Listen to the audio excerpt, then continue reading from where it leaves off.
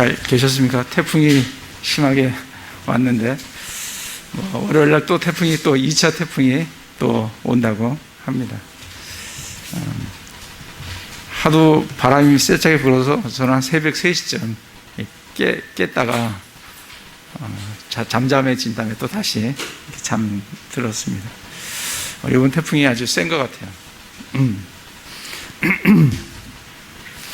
우리 이제 여호수아를 지금 하고 있는데, 여호수아 1장에서 하나님께서는 여호수아를 참 준비시키시는 걸 볼 수가 있습니다. 여호수아 1장 8절에 이 율법책을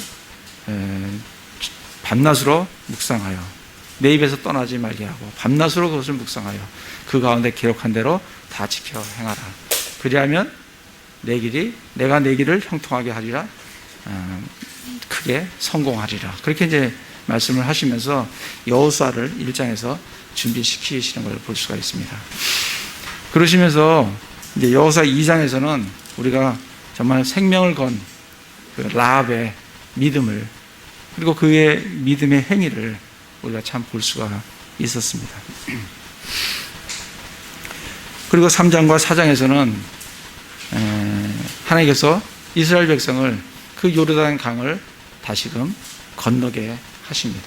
그 요르단 강이 보리를 수확할 때 되면 항상 뚝을 넘친다고 그렇게 되어 있습니다. 그래서 하나님께서는 그 늦은 비가 내린 이후에, 늦은 비가 내리면 이제 4월달, 5월달, 6월, 7월, 8월 이렇게 9월까지 이른 비가 오기 전까지는 강이 마릅니다. 아주 물이 그 강의 물량이 굉장히 적어요. 그래서 얕고 어린아이도 건널 수 있는 그런 강인데, 그때 건너게 하지 아니하시고 보리가 수확할 때, 가장 물이 많을 때, 저 헬몬산에 눈이 확 내렸을 때, 그때 눈이 쫙 녹아서 그 녹은 그 물들이 요르단 강으로 흘러 들어올 때, 그리고 늦은 비가 내릴 그때 하나님께서는 이스라엘 백성들로 하여금 요르단 강을 건너게 하시는 걸 참 볼 수가 있습니다. 참 그때나 지금이나 우리가 살아가야 될 태도는 하나님을 믿는 믿음으로, 그 예수 그리스도의 믿음으로 우리는 살아갑니다. 그 요르단 강이 이렇게 흐르는 것을 이스라엘 사람들도 다 알고 있고, 그 시팀에서 떠나서 그 요르단 강에 이르렀을 때 그 요르단 강물이 얼마나 깊은지, 얼마나 넓은지 그걸 다 눈으로 본 상태에서 하나님께서는 언약궤를 맨 제사장의 발이 그 물의 가운데 들어가게 서거든 물이 끊기게 된다. 이건 상당히 믿음을 요구하는 말씀입니다. 물이 눈앞에 높이 차여 흐르고 있는 상황에서 하나님께서는 제사장들의 발이 그 물에 닿으면, 그러면 끊겨진다는 거예요. 끊겨지고 나서 건너라는 얘기가 아니라 너희들의 발이, 제사장의 발이 닿으면 끊겨주시겠다는 거예요. 그리고 이 말씀에 대해서 제일 믿음을 발휘해야 될 사람이 누구냐면 여호수아예요. 여호수아가 하나님께서 그 말씀을 받아서 누구에게? 제사장들에게, 또 백성들에게 전달을 해야 돼요. 잘못하면 죽음으로 몰아넣을 수 있는 그런 말씀이에요. 여호수아가 믿음을 발휘해서 제사장들에게 말을 전달하고 백성들에게 전달을 합니다. 제사장들도 물이 가득히 높이 흐르는 것을 보면서 여호수아가 그 발이 물에 닿으면 끊어진다 라는 그 말씀을 믿고 언약궤를 메고 강물로 들어가는 믿음을 발휘하는 제사장들을 보게 됩니다. 또 그 제사장들이 갈 때 이 백성들도 그 물을 보지만 하나님께서 물을 어떻게 건너도록 해주신다, 끊게 해주신다라는 그 믿음을 가지고 제사장 뒤를 따라가는 그런 백성들을 참 보게 됩니다. 그렇게 믿음의 행위를 할 때 하나님께서 그들에게 놀랍게 요르단 강을 끊겨주시고 마르게 해주시고 쌓이게 해주시고 그런 걸 보게 됩니다.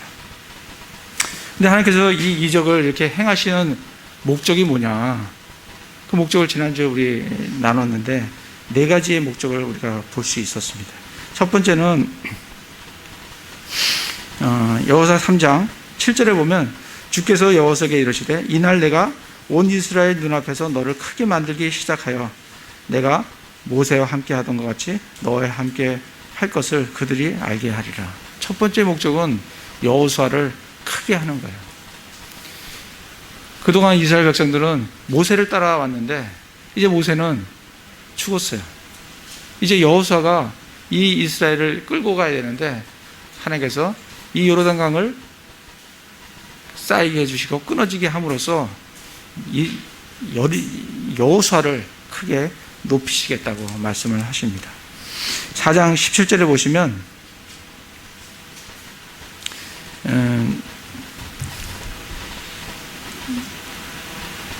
4장 17절이 아니고 14절에 보시면 그날에 주께서 온 이스라엘 눈앞에서 여호수아를 크게 하시며 그의 평생 동안 그들이 모세를 두려워하던 것 같이 그를 두려워하였더라. 먼저는 하나님께서 전체 이스라엘을 이끌어가는 여호수아를 높이시는 목적으로 이 일을 행하셨다라고 말씀을 하십니다. 두 번째 목적은 이스라엘 백성들이 3장 10절에 보시면 후반절에 보시면 실수 없이 쫓아내실 줄을 너희가 이 일로 알리라. 그 가나안 땅에는 강력한 7 족속들이 살고 있었어요. 근데 이 7 족속들을 하나님께서 실수 없이 내가 쫓아낸다. 이거에 대한 확신을 주시고자 하는 일이 뭐냐면 이 일로 너희들이 알게 된다. 내가 요르단강을 끊쳐서 쌓이게 되는 것을 보면서 너희들은 그들이 강력하지만 그 안에 들어가서 너희들이 내 하나님이 이 일을 행하신 하나님이 그것을 반드시 완전하게 실수 없이 쫓아내실 것이다. 그런 이스라엘 백성들에게 확신을 주시기 위함이에요. 세 번째는 4장 24절에 보면 이것은 주의 손이 강력함을, 이것이라는 것은 요르단강으로 인해 요르단강 물을 마르게 한 것은 주의 손이 강력함을 땅의 모든 백성들에게 알게 하려 하심이라. 세 번째 목적은 그 주변 국가들에게 이걸 알리시는 거예요. 하나님이 어떤 분이시라는 것을 주변 국가에게 알리시는 거예요.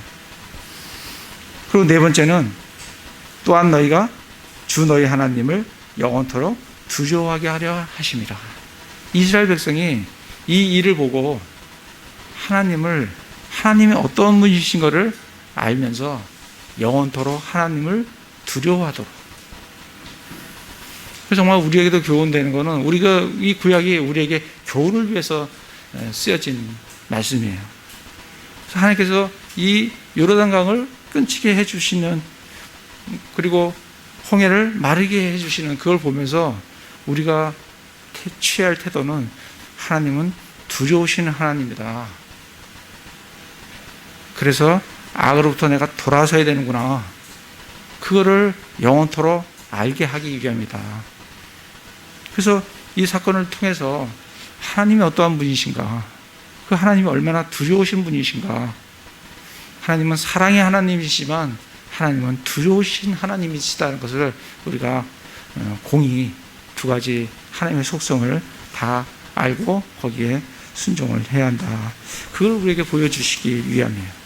그래서 하나님께서는 이거를 그 이스라엘 백성들이 계속 대대로 기억하게 하기 위해서 그 요르단강에 있는 돌들을 취해서 너희가 머물 길갈에다가 12개를 갖다 놔라. 그리고 12개의 돌을 요르단 강 그 중심부에 제사장들이 섰던 그곳에 12개의 돌을 갖다 놔라. 그래서 나중에 자손들이 물을 거 아니에요. 이 돌들이 뭐냐? 이 돌들은 저 요르단강에서 하나님께서 물을 끊게 해주실 때 거기서 빼온 돌을 여기다 갖다 놓은 거다. 물이 가득 찰 때는 물의 안에 있는 돌이 안 보이지만 이 건기 때에는 물들이 쫙 빠지면서 물 한가운데 있던 돌들이 12개가 싹 드러날 겁니다. 그럴 때 이스라엘 백성들이 자손들이 물을 거예요. 저 돌은 뭐냐? 하나님께서 그 물을 끊겨주실 때 그걸 기념하기 위해서 12개의 돌을 가져다가 그 가운데 갖다 놓았다. 그래서 우리가 정말 우리도 늘 생각해야 될 게 하나님이 어떠하신 분인가를 늘 기억하는 삶이, 그 기억하는 삶, 정말 하나님이 두려우신 하나님이다, 이것을 기억하는 삶을 살아갈 때 정말 우리가 이 땅에서 정말 성공적인 믿음의 삶을 우리가 살아갈 수 있다. 우리 잠언을 잠깐 보겠습니다. 잠언에 보시면 하나님을 두려워하는 게 얼마나 우리에게 축복되는지, 유익한지에 대해서 잠언에서 많이 나와 있습니다. 잠언 1장 7절에 보면 주를 두려워하는 것이 지식의 시작이거늘. 주를 두려워하는 것이 지식의 시작이에요. 그러니까 주를 두려워하지 않으면 그 사람은 시작조차 안 한 사람이다.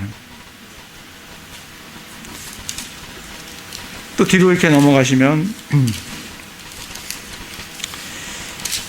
8장을 보시거든요. 8장 13절에 보면 주를 두려워하는 것은 악을 미워하는 것이니라. 주를 두려워하는 것이 악을 미워하는 거예요. 왜 요즘 우리 그리스도인들이 겁 없이 죄를 짓고 사느냐? 주를 두려움이 없는 거예요. 그걸 교회에서도 사랑만 강조하지 주님이, 하나님이 얼마나 두려우신 분인가라는 것을 말씀을 들려주지 않기 때문에 그냥 쉽게 죄를 짓는 거예요. 주를 두려워하는 사람은, 주를 두려워하는 것이 뭐냐면 악을 미워하게 된다. 그러니까 이스라엘이 정말 그 요르단강이 물이 끊어진 것을, 그걸 경험하고 주를 영원토록 두려워했다면 그들이 우상숭배를 하지 않고 죄로부터 떠난 삶을 살 수 있었을 거예요. 근데 주를 두려워하는 마음이 없어져 버렸어요. 그걸 기억하지 않음으로 말미암아 주를 두려워하는 마음이 없어지면서 그들은 우상숭배와 죄를 범하게 되는 걸 볼 수가 있습니다. 잠언 9장 10절에도 보면 주를 두려워하는 것이 지혜의 시작이요 거룩한 것들을 아는 것이 명철입니다. 주를 두려워하는 것이 지식의 시작일 뿐만 아니라 지혜의 시작이에요. 주를 두려워하는 것이 하나님을 알게 될 뿐만 아니라, 지식이라는 것은 하나님을 알게 되는 거예요. 하나님에 대한 지식을 알게 되는 거예요. 그리고 지혜는 그 하나님의 지식을 내 삶 속에서 그 지식을 활용하고 사용하는 게 지혜입니다. 그러니까 주를 두려워하는 것이 지식의 시작이고 지혜의 시작이에요. 그리고 악을 미워하는 게 주를 두려워하는 것이다. 한 절 더 보면 잠언 10장 27절에 보면 주를 두려워하는 것이 사람의 날들을 길게 하거니와. 여러분 장수하고 싶으세요? 장수하고 싶으시면 좋은 걸 먹는다고 장수되는 게 아니라 뭐 한다고요? 주를 두려워하는 것이 사람의 날들을 길게 하거니와. 여러분 주님을 두려워하는 삶을 살아가시게 되면 여러분 이 땅에서의 삶도 깁니다. 장수예요. 그게 우리에게 주시는 주를 두려워하는 것에 대한 축복이에요. 그래서 정말 여호수아 3장 4장을 보면서 정말 하나님께서 이 요르단강을 끊치게 하신, 마르게 하신 그 목적이 뭐냐면 이스라엘로 하여금 영원토록 주를 두려워하게 하기 위함.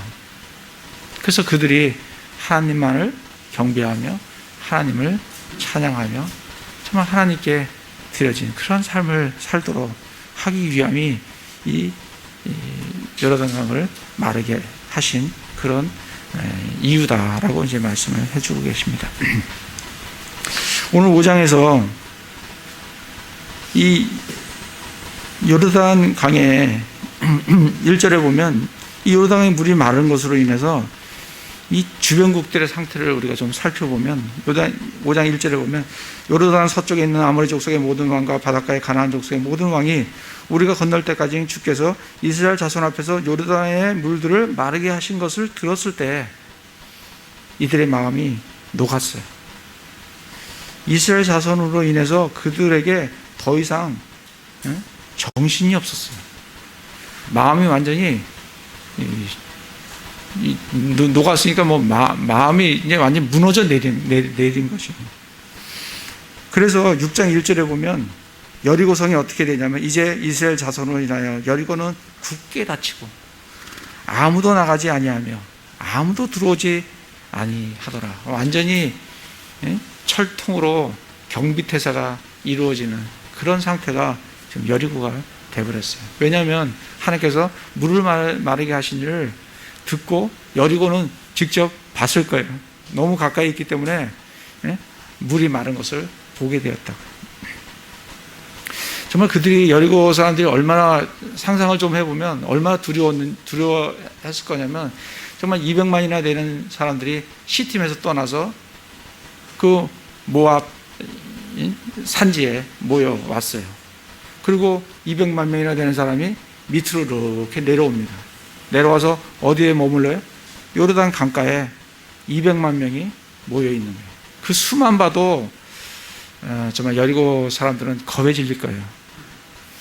근데 그 수뿐만 아니라 물은 가득 차 있는데 저들이 뭐 배를 갖고 있는 것도 아니고 뭐 아무런 강을 건널 준비가 안 돼 있는데 무슨 이상한 괴짝 하나 덜렁 메고 몇 사람이 강을 행해서 앞으로 가는데 물이 그냥 위에서부터 쌓이고 끊어지는 거예요. 바닥이 강바닥이 그냥 마른 바닥으로 변해버리는 거예요. 그러면서 그 200만이나 되는 그 사람들이 그 강을 깨끗하게 다 건너는데 어떻게 건너냐면 3장 16절에 보시면 위에서부터 내려오던 물들이 일어서고 솟아올라 사르단 옆의 도시 아담에서부터 멀리 떨어진 곳에서 한 무더기 위에 쌓이며 평야의 바다 곧 여매로 내려가는 물들은 모자라서 끊어지매 백성이 똑바로 여리고를 마주보며 건넜더라. 여리고를 똑바로 마주보며 다 고기예요. 하나님께서 여리고를 지금 이제 6장에 가서 여리고를 이제 성을 파괴하시는데 건널 때 이스라엘 백성이 똑바로 여리고를 딱 바라보고 똑바로 여리고를 건넜다. 그러니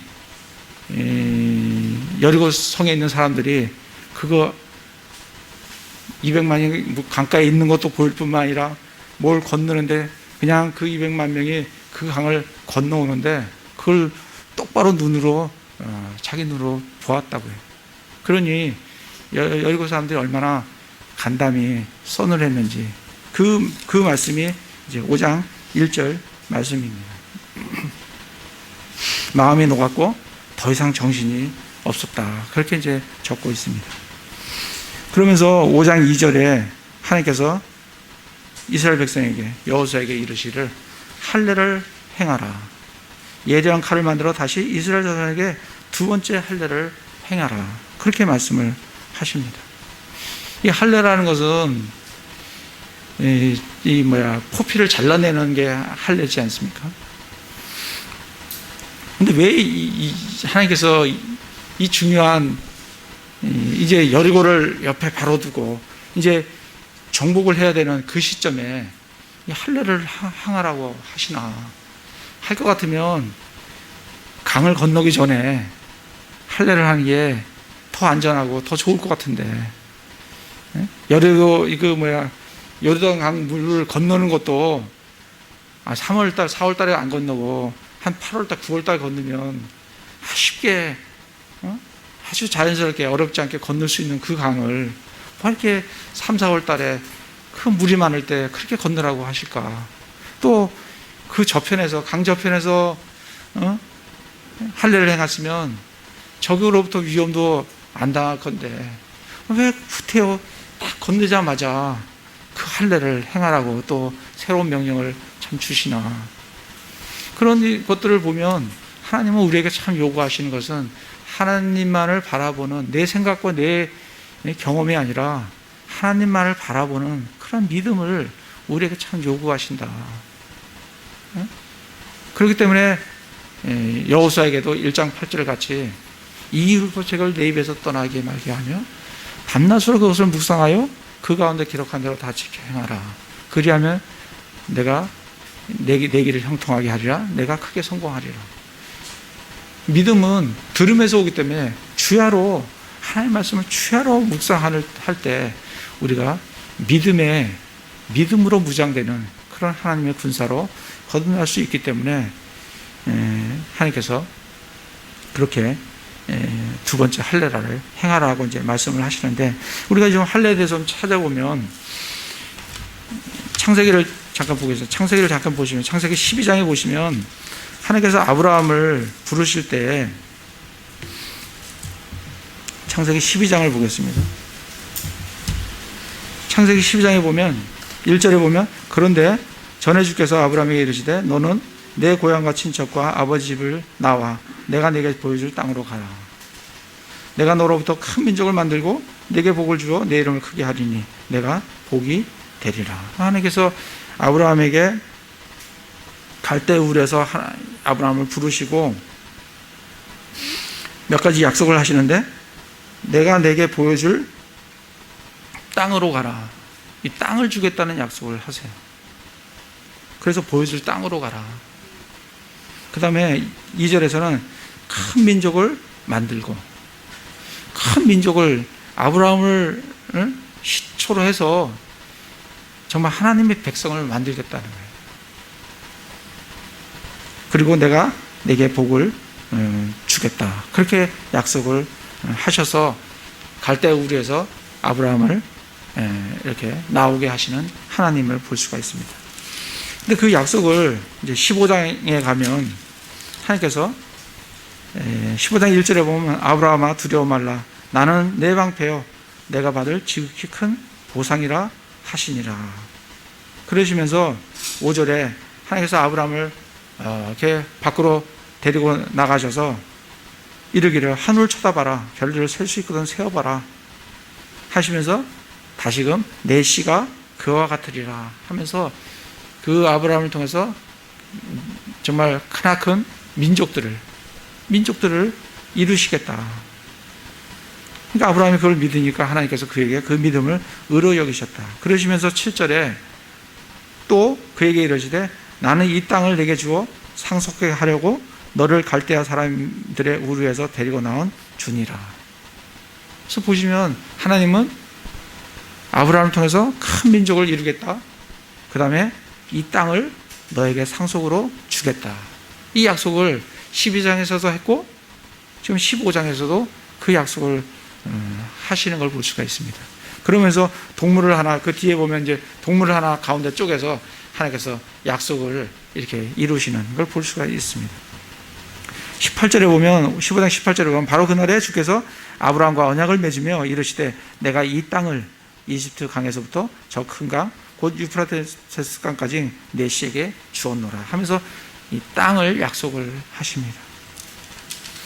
그 약속을 이제 17장에 가서 다시 한번 하나님께서 또 그 동일하게 그 약속을 반복을 하시면서 언약을 맺으십니다. 17장에 보면 동일한 말씀이에요. 6절에 보면 내가 너를 심히 다산하게 하며 너로부터 민족들을 만들고 또 너에게서 왕들이 나오게 하리라. 내가 내 언약을 너와 내 뒤에 이을 내 씨 사이에 대대로 세워 영전한 언약으로 삼겠다. 그러시면서 8절에 내가 너와 내 뒤를 이을 내 씨에게 내가 나그네로 거하던 땅 곧 가나안 땅을 주어 영존하는 소유가 되게 하고 나는 그들의 하나님이 되리라. 그래서 민족을 만들게 해주시겠다 하고 또 가나안 땅을 주겠다. 그래서 나는 너희들의 하나님이 되겠다. 너희는 나의 거룩한 백성, 특별한 보물이 되도록 그렇게 이제 말씀을 하셨습니다. 그렇게 하시면서 9절에 너희들은 그 약속에 대한 언약으로 너희들이 지킬 게 하나 있다. 너희가 그 약속을 너희가 받아들였다고 하면 너희가 지킬 게 하나 있는데 뭐냐면 10절에 너희 가운데 사내 아이는 다 할례를 받게 해라. 그게 나와 너희와 내 뒤를 이을 내 씨 사이의 언약이다. 언약이에요. 그래서 내가 이스라엘 백성 중에 내가 아브라함께 주신 그 약속, 큰 민족을 만들어 주시고 그리고 이 땅을 주어서 소유로 하게 하고 하나님이 우리 하나님이고 나는 그분의 백성이다라는 그 언약을, 그 약속을 내가 그 약속을, 아브라함 약속을 나도 그 약속을 내 약속으로 삼겠습니다 하는 사람은 어떻게 해야 된다고요? 할례를 받으라는 거예요. 그 말씀을 하시는 거예요. 11절에 너희는 너희 포피의 살을 베어내라. 그것이 나와 너희 사이에 맺는 언약의 증표가 된다. 그게 증표라는 게 뭐냐면 사인이에요. 사인. 서로 사인하는 거예요. 우리 계약서 할 때 사인하지 않습니까? 증표가 사인입니다. 하나님은 말씀으로 사인을 하셨고 이스라엘은 그거에 대한 그 약속에 대한 사인으로 남자아이들은 태어나자마자 8일째 되는데 할례를 행하라고 그렇게 말씀을 하셨습니다. 그게 할례예요. 그렇게 약속을 하셨습니다. 그래서 이게 우리 이 구약은 그림자거든요. 신약에 그것의 실체가 있어요. 그래서 구약에 있는 이 할례의 그림자의 실체는 골로새서 2장을 한번 가보겠습니다. 골로새 2장에 보시면 2장 11절에 보면 실체가 뭐냐면 그리스도의 할례가 그 할례의 실체예요. 우리 신약 성도들은 뭘 받냐면 그리스도의 할례를 받습니다. 그래서 11절에 또한 그분 안에서 예수 그리스도 안에서 그리스도의 할례로 말미암아 육신의 죄들에 속한 몸을 벗어버림으로 손으로 하지 않은 할례로 할례를 받았느니라. 우리 그리스도인들은 육신의 할례를 받지 않습니다. 그러나 그 그림자로 보여진 그것이 어떻게 우리에게 적용이 되냐면 그리스도의 할례로 우리가 예수 그리스도를 믿을 때 예수 그리스도의 믿음으로 말미암아 죄들에 속한 몸을 벗어버리는 그런 그리스도의 할례를 받습니다. 그러니까 우리는 육신의 할례를 받지 않아요. 그래서 여기서 할례의 의미를 정확히 보여주시는데 할례는 뭐냐면 육신의 죄들에 속한 몸을 벗어버리는 거예요. 하나님의 백성이 아닌 우리들이 예수 그리스도의 믿음으로 말미암아 육신의 죄를 벗어버리고 예수 그리스도의 몸에 속하는 그게 그리스도의 할례. 이스라엘 백성들도 마찬가지로 하나님 백성이 아닌 그들이 하나님의 약속을 믿고 그걸 받아들이고 할례를 행함으로 말미암아 내가 하나님의 백성입니다라고 이제 고백하는 그게 할례의 취지입니다. 할례라는 것은 벗어버리는 거예요. 떼내 이게 잘라버림으로 말미암아 벗어버리는 거예요. 죄들에 속한 육신의 죄들에 속한 몸을 벗어버리는 게 할례예요. 그래서 다시 이 여호수아서 와서 보면 하나님께서 할례를 행하라 그렇게 이제 말씀을 하셨어요. 그런데 특별히 2절에 보면 두 번째 할례를 행하라 그렇게 말씀을 하세요. 그러면 첫 번째 할례는 뭐고 두 번째 할례는 뭐길래 하나님께서 두 번째 할례를 행하라라고 하셨는가? 우리 출애굽기를 잠깐 가보겠습니다. 출애굽기 12장에 보시면 출애굽기 12장 43절부터 51절을 보시면 43절에 주께서 모세와 아론에게 이르시되 유월절 어린 양에 관한 규례는 이러하니라. 너희가 유월절 어린 양을 유월절 그 어린 양의 그걸 먹고 유월절을 지키려고 하면 이렇게 해야 한다라고 규례를 주시는 거예요. 타국인은 그것을 먹지 못합니다. 각 사람이 돈으로 산 종은 내가 그에게 할례를 행한 뒤에 그것을 먹을 수가 있어요. 할례를 행하지 않으면 못 먹어요. 참여할 수가 없어요. 48절에 타국인이 너와 함께 머물며 주께 유월절을 지키려 하거든 그에게 속한 모든 남자가 할례를 받은 뒤에야 비로소 그가 가까이 와서 그것을 지킬지니라. 이 땅에서 태어난 자같이 될지니 할례 받지 않는 자는 그것을 먹지 못하리라. 할례를 받지 않으면 유월절 어린 양 그 유월절에 참여할 수가 없다고 말씀을 하십니다.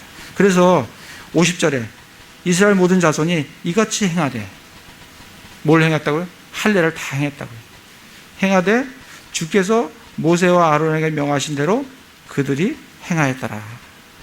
왜 그러냐면 바로 그날에 주께서 이스라엘 자손을 그들의 군대대로 이집트 땅에서 데리고 나오셨더라. 이들이 왜 할례를 다 받았냐면 그래야 유월절 어린 양을 먹을 수가 있어요. 그 어린 양의 피를 발라서 그 어린 양을 먹을 수가 있다고. 그래야 이집트로부터 빠져나갈 수가 있는 거예요. 그래서 민족적으로 출애굽을 하기 위해서 하나님께서 민족적으로 첫 번째 할례를 행하였습니다. 이게 첫 번째 할례고, 그리고 광야에서는 할례를 못했어요. 40년 동안 광야에 있으면서 할례를 안 행했다고요. 그리고 지금 이제 요르단강을 건너서 딱 길갈의 진을 딱 쳤을 때 하나님께서 두 번째 할례를 행하라고. 왜?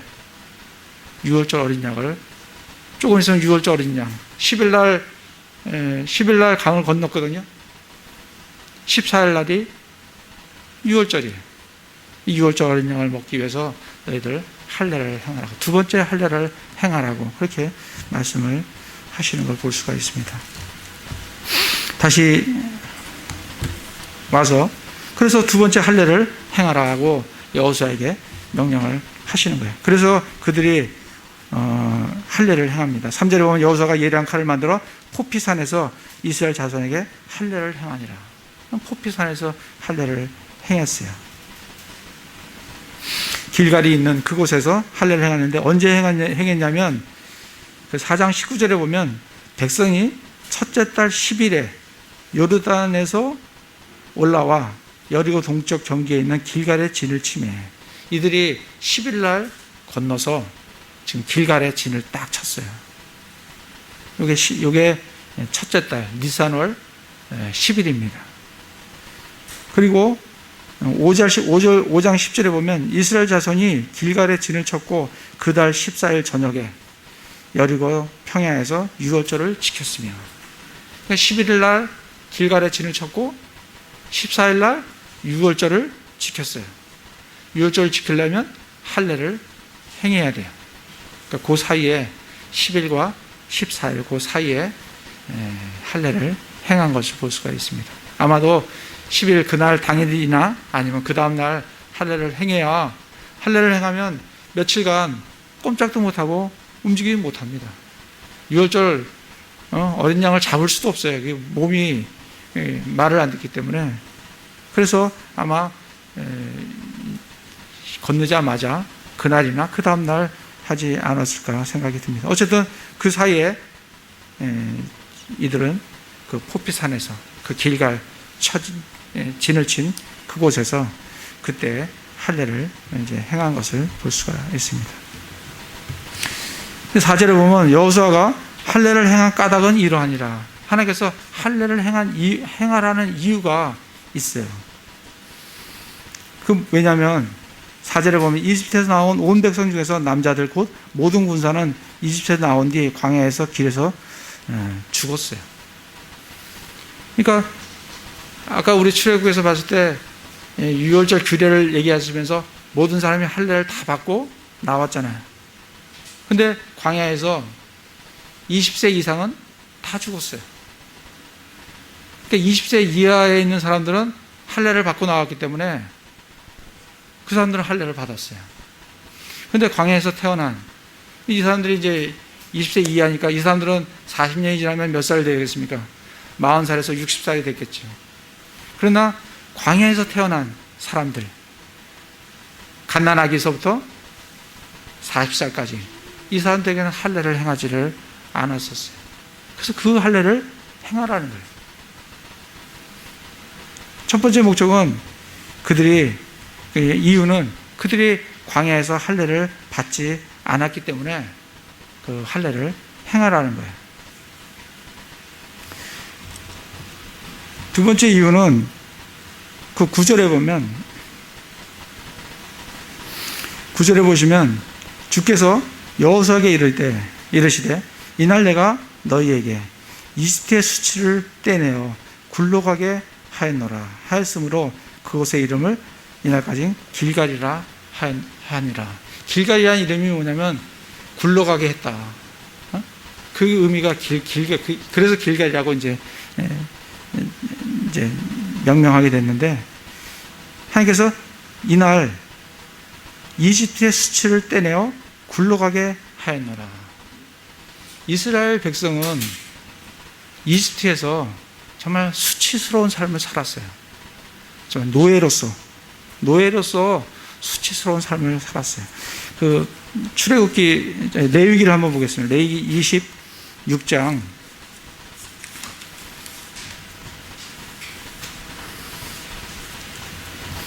레위기 26장에 보시면 26장 13절 나는 너희를 이집트 땅에서 데리고 나와 너희가 그들의 노예가 되지 않게 한 주 너희 하나님이니라. 내가 너희의 멍에를 매는 것을 깨뜨리고 너희로 하여금 똑바로 걷게 하였느니라. 이스라엘이 그 이집트에 들어가서 종살이를, 노예의 삶을 약 400년간을 노예의 삶을 살았습니다. 근데 하나님께서 뭐라고 하냐면 너희가 그들의 노예가 되지 않게 한 주 너희 하나님이니라. 노예라는 걸 말씀을 하시는 거예요. 노예로서의 비참한 수치스러운 삶을 그 이집트에서 살았다고요. 근데 지금 그들을 데리고 나와서 지금 요르단강을 건너서 이제 약속의 땅, 하나님께서 약속하신 그 가나안 땅을 이제 정복하게 될 그 시점에서 하나님은 뭐라고 말씀하시냐면 아까 여호수아 5장으로 다시 와서 5장 9절에 주께서 여호수아에게 이르시되 이날 내가 너희에게서 이집트의 수치를 떼내어 굴러가게 하였노라 하셨으므로. 그래서 할례를 통해서 다시금 이스라엘 백성들로 하여금 내가 하나님께서 아브라함에게 주신 그 언약의 그 약속의 백성이다 라는 그러한 확신을 갖게 하도록, 그렇게 갖게 해서 그 이집트의 수치가 떠나가도록, 정말 이제 이 약속의 땅을 정복하는 정말 하나님의 백성이다, 그러한 마음들을 그 마음속에 심어주기 위해서 할례라는 게 아까 죄의 몸을 벗어버리는 거라고 그랬잖아요. 여기서도 이집트의 수치를 떼내어 버리는 거예요. 그 노예의 삶을 이제 벗어버리고 뭐라고요? 하나님의 백성이라고. 그거를 알게 해주기 위해서 너희들은 이제 이집트의 노예로서의 노예가 아니라 하나님께서 약속하신 그 약속의 백성이요, 그 약속의 땅에 들어갈 하나님의 군대다, 하나님의 백성이다. 그것을 그들에게 알려주기 위해서 할례를 행하라, 그렇게 말씀을 하시는 걸 볼 수가 있습니다. 그러시면서 또 한 가지 이유는 10절에 이스라엘 자손이 길갈에 진을 쳤고 그달 14일에 저녁에 여리고 광야에서 유월절을 지켰다. 이들이 유월절을 지켜야 돼요. 유월절을 지키려면 뭐 해야 돼요? 할례를 행해야 돼요. 그래서 하나님께서 그 세 가지 이유로, 첫 번째 이유는 할례를 안 받았기 때문에, 광야에서 할례를 안 받았잖아요. 그러니까 할례를 행해야 된다. 그리고 그 이집트의 수치를 떨쳐버리기 위해서, 하나님의 백성이라는 것을 알려주기 위해서, 그리고 자기들을 그 이집트에서 그 구원해낸 유월절, 하나님의 그 어린 양의 그 피를 기억하면서 자기들이 하나님 백성이 되었다는 그 유월절을 지키게 하기 위해서 그렇게 이제 하신 걸 참 볼 수가 있습니다. 그래서 정말 첫 번째 할례가 출애굽하기 전에 있었잖아요. 그 할례는 이스라엘로 하여금 그 이집트에서 그 하나님의 백성이 나오는 거예요. 그러니까 민족을 만드는 게, 민족을 만들어서 그 노예인 그 민족을 이제 하나님의 백성의 민족으로 나오게 하는 할례가 첫 번째 할례였다고 하면, 두 번째 할례는 그 나온 민족을 이제 약속의 땅으로 들어가도록, 하나님께서 두 가지 약속하셨다 그랬죠. 내가 큰 민족을 만들겠다. 또 내 이 땅을 너에게 영원히 주어서 네 소유가 되게 하도록 하겠다. 그래서 첫 번째 할례는 그 노예에서 나오는 할례라고 하면, 두 번째 할례는 이제 약속의 땅으로 들어가기 위한 그런 할례를 행하라고 그렇게 말씀을 하시는 걸 볼 수가 있습니다. 그래서 하나님께서는 그 5장 6절에 보면 이집트에서 나온 온 백성 곧 군사들이 주의 음성에 순종하니 아니하였으므로, 하나님께서는 이 이스라엘이 노예에서 나왔는데 이들을 노예라고 말씀하지 아니하시고 뭐라고 말씀하시냐면 이집트에서 나온 온 백성 곧 군사들이다라고 얘기를 합니다. 진짜 오합지졸 아니겠습니까? 뭐 노예하는 사람들이 뭘 배웠겠어요 거기서? 네, 그냥 하라는 일이나 시키는 일이나 하는 그것만 배운 사람들이에요. 그 이스라엘 백성들에게 하나님께서 뭐라고 말씀하시냐면 이들은 군사다라고 얘기를 합니다. 13절에서 14절에도 보면 그가 이르되 나는 지금 주의 군대의 대장으로 왔느니라. 누가 대장이냐면 하나님이 대장이에요. 하나님이 대장이고 그 뒤를 따르는 오합지졸 이스라엘 백성을 하나님이 뭐라고 하시냐면 군대다, 군사다, 이렇게 말씀을 하세요. 우리도 마찬가지예요. 우리도 뭐 우리 자신들을 보면 뭐 그렇게 뛰어난 뭐가 있겠습니까? 그러나 디모데 후서에 보시면 우리가 너희는 예수 그리스도의 좋은 군사다, 너희는 예수 그리스도의 좋은 군사라, 그렇게 말씀을 하시는 걸 볼 수가 있어요. 우리는 우리 신약 성도들은 예수 그리스도의 좋은 군사라고요. 연약하고 정말 세상에서 별 가진 거 없고 그러한 우리들이지만 하나님 보시기에는 우리를 뭐라고 보시냐면 군사다, 군대다, 예수 그리스도의 군대로 이스라엘을 그렇게 보듯이 우리를 그렇게 보시는 것을 볼 수 있습니다. 그러나 이 군사라고 말씀을 해주셨는데 6절에 보면 주의 음성에, 이 군사들이 주의 음성에 순종하지 아니하였으므로 그들을 40년간 광야에서 뺑뺑 돌다가 결국 그 광야에서 죽는 걸 볼 수가 있습니다. 군사에게 중요한 것은 순종이에요. 하나님 말씀에 순종하는 거예요. 순종하지 않으니까 광야에서 다 죽는 걸 볼 수가 있어요. 그러면서 하나님께서 뭐라고 말씀하시냐면 5장 6절에 보면 그 땅 곧 주께서 그들의 조상들에게 맹세하여, 하나님께서 맹세하셨어요. 아브라함에게 약속하셨어요.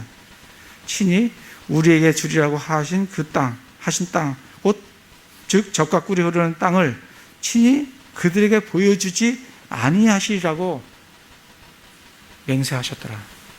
그러니까 맹세하신 그 땅을 순종하지 않으니까 보여주지 않겠다고 맹세를 다시 하시는 하나님을 볼 수가 있습니다.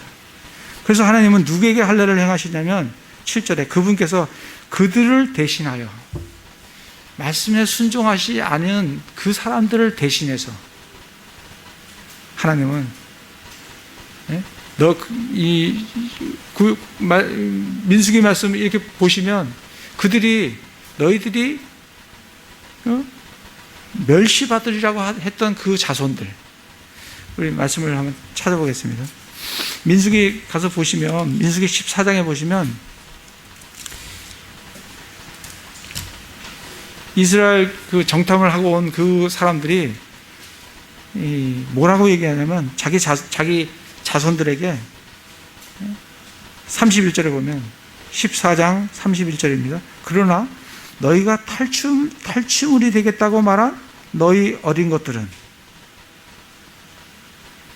이스라엘 백성이 뭐라고 얘기하냐면 그 정탐을 하고 와서는 우리 애들은 그 사람들에게 우리는 거기 이기지 못할 거고 우리 애들은 탈취물이 될 겁니다. 우리는 거기 들어가지 못합니다. 라고 너희들이 했던 그 탈취물이라고 되겠다고 하는 말한 너희 어린 것들은 내가 데리고 들어가리니 그들은 너희가 멸시한 그 땅을 알게 되려니와. 그래서 정말 우리가 여기서 한 가지 배울 수 있는 교훈은 우리 신약 시대도 마찬가지예요. 우리가 하나님 말씀에 순종을 하면 우리가 하나님께서 우리를 사용하셔서 놀랍게 하나님 일을 하실 거예요. 그러나 우리가 하나님 말씀에 순종하지 아니하고 믿음을 발휘하지 아니하면 하나님은 대신할 사람을 찾으세요. 그래서 아까 그들을 대신해서 그 자손들에게 할례를 행하지 않습니까? 지금도 우리가 하나님께 순종하고 하나님의 믿음을 따라 하나님의 믿음의 행위들을 우리가 나타내 보이면 이 시대에 하나님께서 그 교회를 사용하셔서 하나님의 일을 하실 거예요. 그러나 순종하지 아니하고 믿음을 발휘하지 못하면 하나님은 그 교회를 사용하시는 것이 아니라 대신할 수 있는 교회를 다시 일으키시는 것을 볼 수가 있습니다. 그게 지금 여호수아 5장 말씀이에요. 그들이 순종하지 아니하니까 그들은 다 죽어요. 그렇지만 그들이 탈취물이 되겠다 하신 한 그 어린 자녀들, 하나님 그 자녀들을 데리고 그들을 사용해서 지금 요르단강을 건넜고 지금 약속의 땅을 정복할 바로 눈앞에 와 있는 것을 참 볼 수가 있습니다.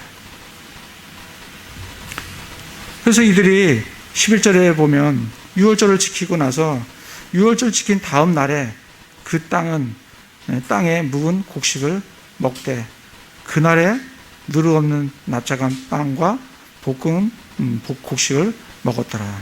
근데 유월절을 지켰어요. 유월절 다음 날이 무교절이에요. 무교절은 뭘 먹어요? 그 누룩 없는 납작한 빵과 빵을 먹는 그런 날이에요. 그 먹고 볶은 곡식을 먹었어요.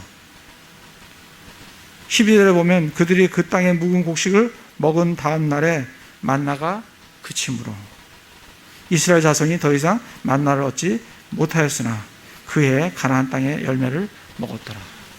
그 광야에서 40년간 하나님께서 만나를 주셨어요. 근데 지금 요르단강을 딱 건너서 유월절 딱 끝마친 다음에 그들이 뭘 먹었냐면 묵은 곡식을 먹었어요. 묵은 곡식을 먹으니까 바로 먹는 그날 어떻게 돼요? 만나가 끝인다. 저는 그걸 보면서 하나님께서 이스라엘 백성을 지금 눈동자처럼 지금 보고 계시는구나. 없으니까 주시는 거예요. 먹을 수 있으니까 끊치는 거예요.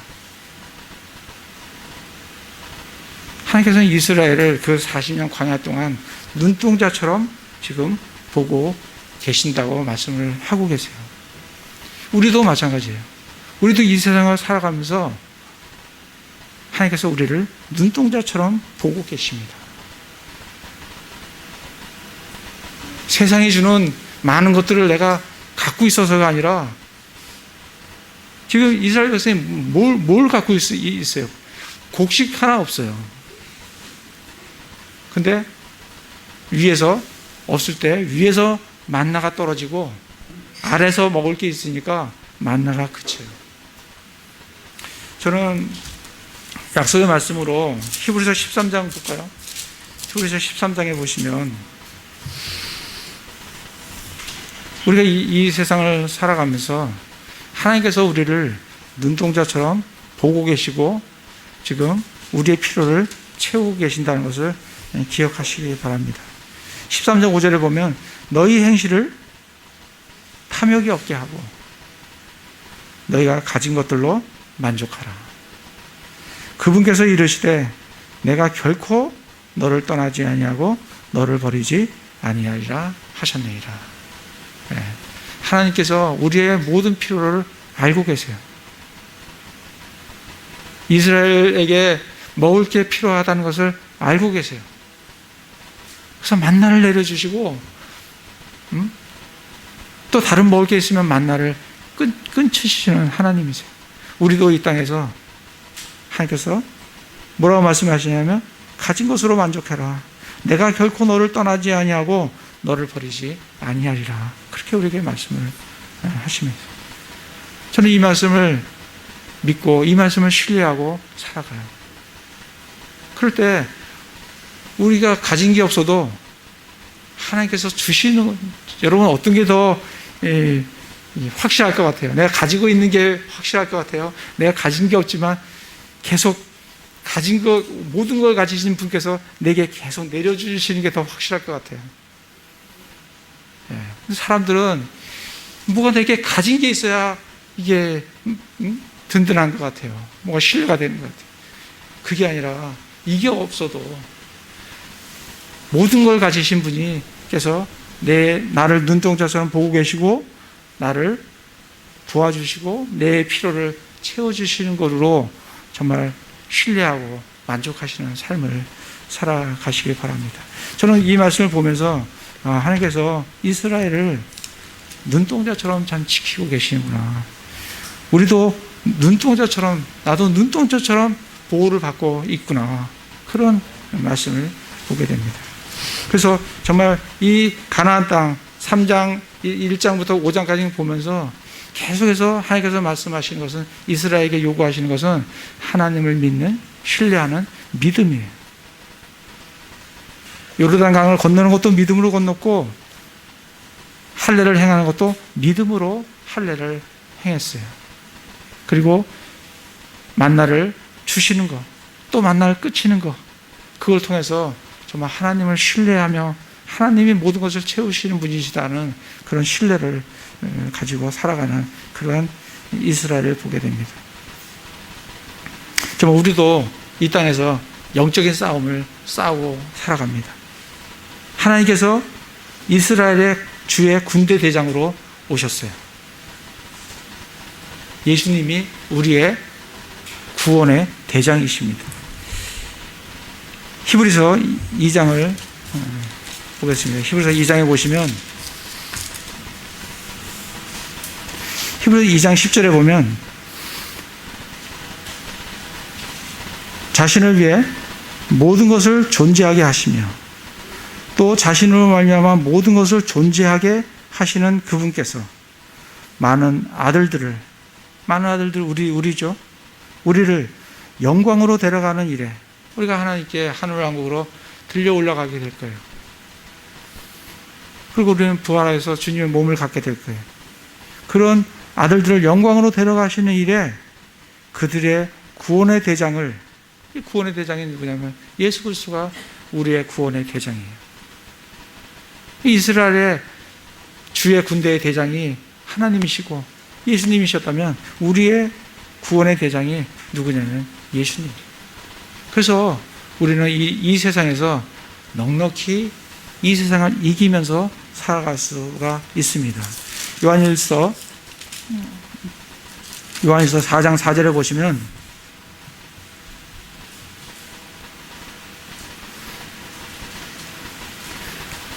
어린 자녀들아 너희는 하나님께 속하였고 또 그들을 이기었나니 이는 너희 안에 계신 분이 세상에 있는 그보다 더 크시기 때문이라. 우리 안에 계시는 분이 세상에 어떤 것보다 크신 분이세요. 그렇기 때문에 우리는 이 세상을 넉넉히 이기면서 살아갈 수가 있어요. 항상 우리를 이기게 하시고 항상 우리를 이기게 하신다는 거예요. 그리스도 예수를 통해서 우리를 이기게 하시는 하나님을 찬양하고 감사하며 그렇게 승리의 삶을, 모든 것을 채워주시는 하나님을 경험하고 살아가시는 형제 자매들 다 되시기를 기도를 드립니다. 제가 기도하겠습니다.